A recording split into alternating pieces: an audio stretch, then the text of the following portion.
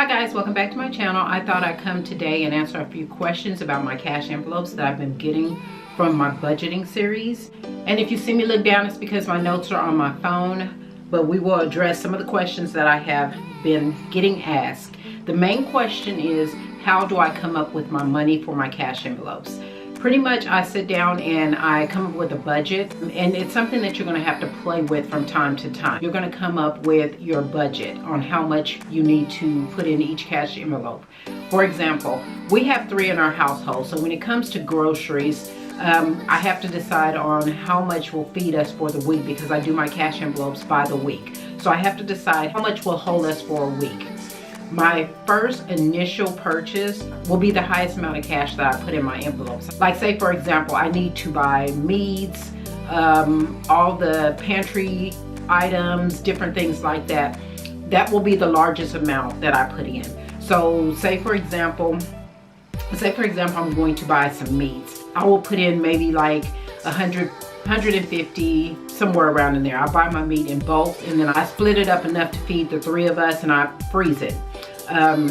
After I do that initial purchase, then I'll bring the dollar amount down. So right now I budget $75 for groceries each week, and that will last us throughout that week. And that's mainly to buy things that I have run out of, fruits and vegetables, because we eat fruits and vegetables every week. So things like that is what that $75 will buy. Once you figure out your budget, you need to keep up with your spending on how much you spend, because sooner or later you may not have enough in that category. That's when you need to adjust to make sure that you have the right amount the next time.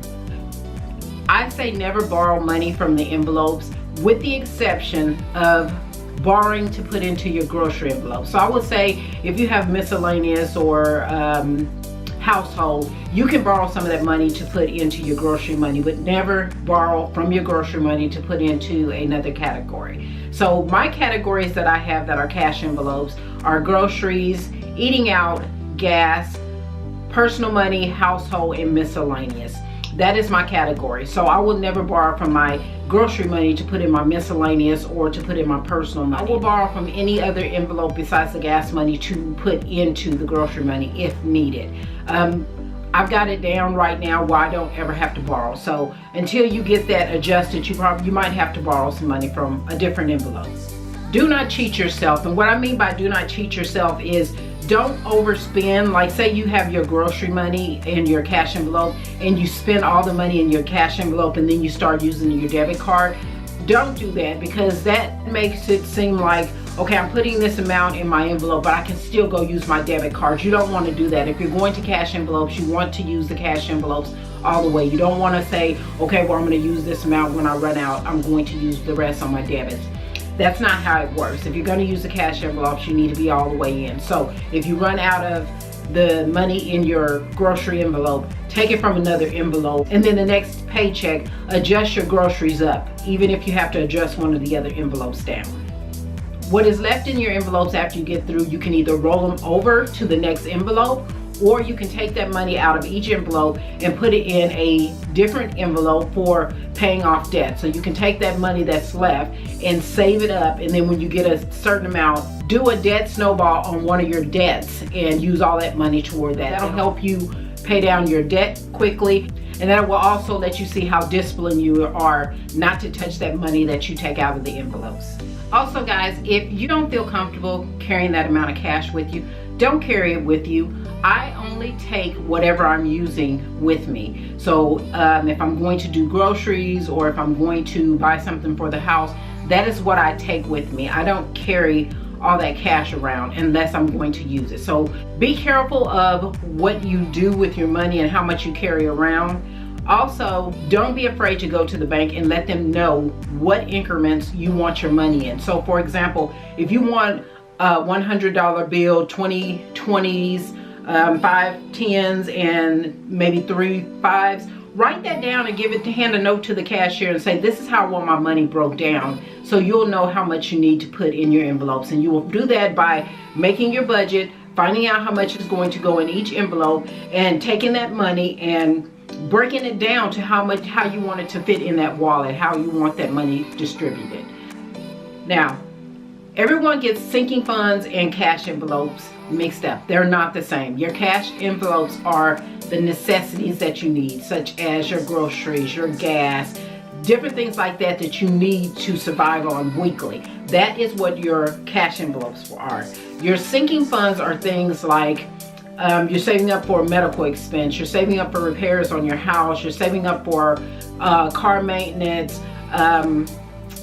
buying a new mattress, which is what I'm saving up for, different things like that, vacation. That is what your sinking fund is. Your birthday is also considered a sinking fund, something that you will save up for in the future. A cash envelope is something that you're going to use on a daily basis. So that is the difference between the sinking funds.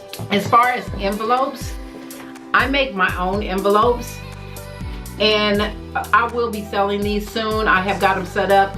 Like, for example, this is a set of envelopes that I have made, and what it is you can take these and you can put, you know, grocery on one, miscellaneous on another, personal on one, gas money and eating out, or whatever your categories are. But I do have my cash envelopes that I am making. I will be selling these on the Etsy shop soon. I keep getting everybody's requests.